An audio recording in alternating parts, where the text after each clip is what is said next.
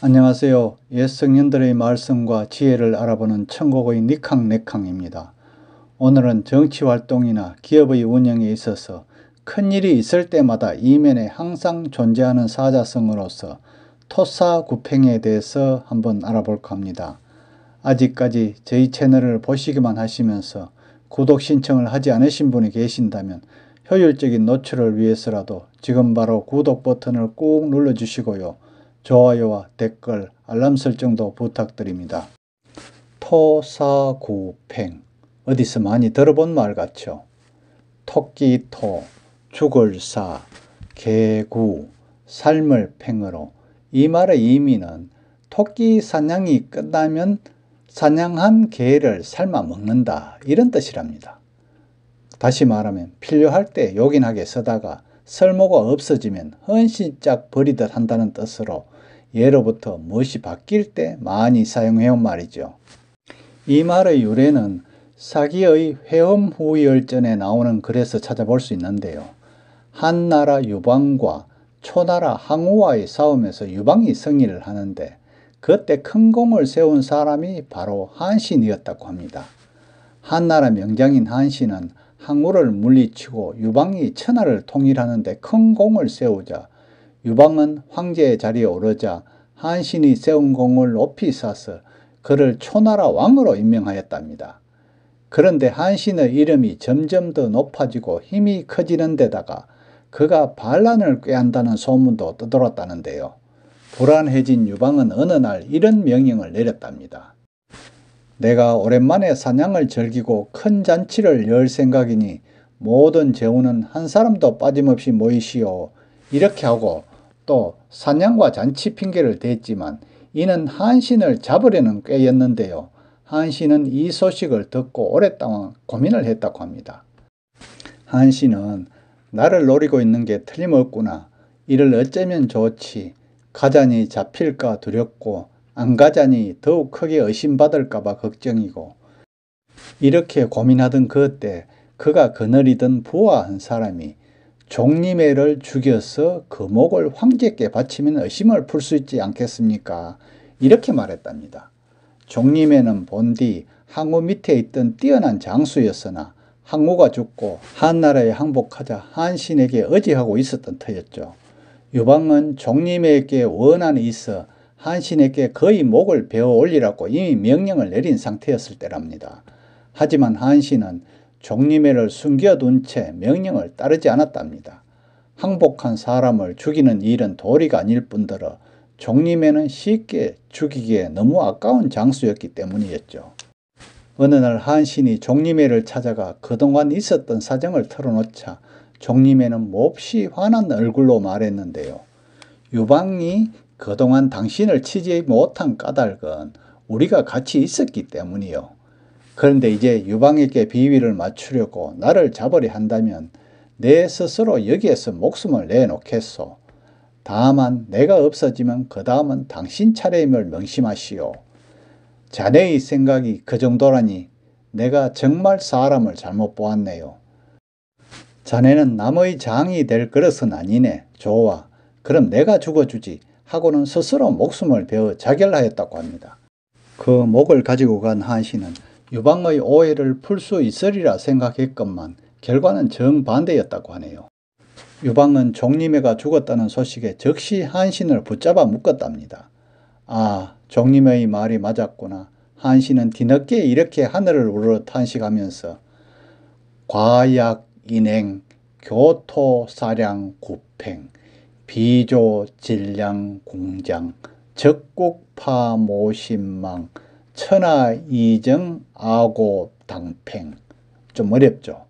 이 말의 뜻은 과연 사람들의 말과 같도다. 교활한 토끼를 다 잡고 나면 사냥개를 잡아먹고 새 사냥이 끝나면 좋은 활도 감추어지며 적국이 타파하면 모신도 망한다.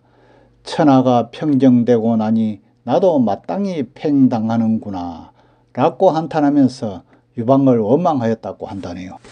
결국 한씨는 종림의 목을 가지고 가서 유방에게 바쳤음에도 불구하고 초항에서 회음후로 봉하고 서울인 장안을 벗어나지 못하도록 했다고 하지만 거우 맞이한 한신의 최후는 너무나도 안타깝다고 합니다.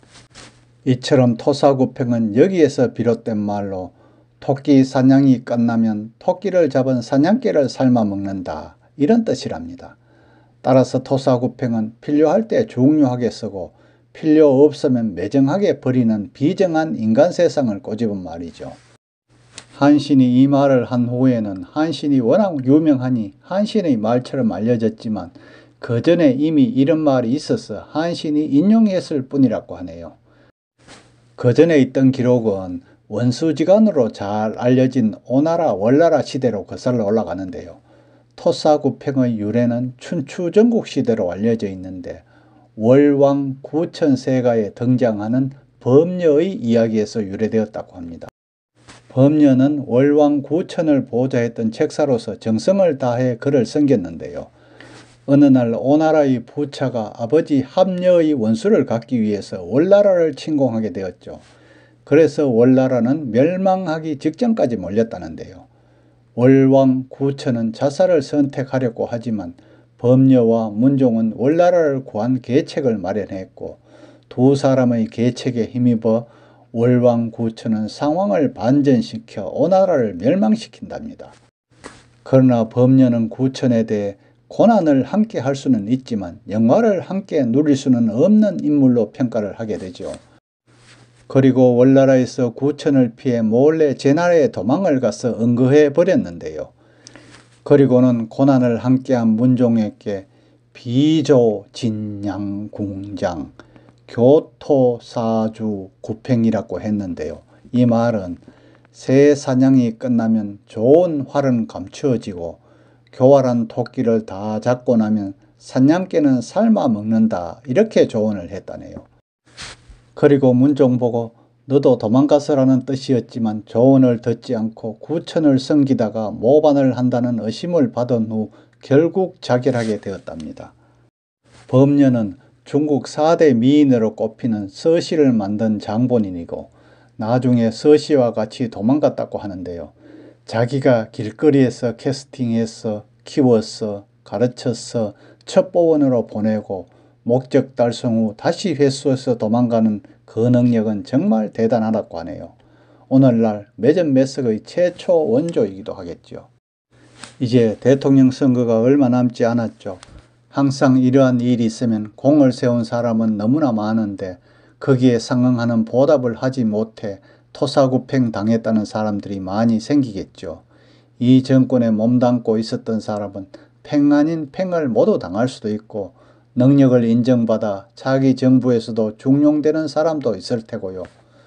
다음에 기회가 되면 이러한 와중에서도 뛰어난 처세술로 토사구팽 당하지 않고 2명의 군주를 섬긴 조선의 킹메이커 조준의 처세술도 한번 알아볼까 합니다. 오늘은 토끼 사냥이 끝나면 그 개를 삶아 먹는다는 토사구팽에 대해서 알아보았는데요. 현재의 관료들도 이렇게 권력자의 눈치만 바라보지 말고 국민을 바라보고 정치를 해야겠죠. 그래야 훗날 그의 공과라도 인정받을 수가 있답니다. 코로나19 조심하시고요.